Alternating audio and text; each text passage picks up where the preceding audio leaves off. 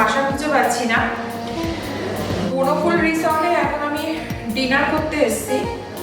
তোমরা সবাই দেখতে পাচ্ছ যে মানে আমি সিটে বসতেও পারিনি, কিন্তু আমি কোথা থেকে যে শুরু করবো আমি সেটা ভেবে পাচ্ছি না তোমাদের দেখাতে। মানে এত সুন্দরভাবে পুরো ডাইনিং টেবিলটাকে কভার করা হয়েছে খাবার দিয়ে।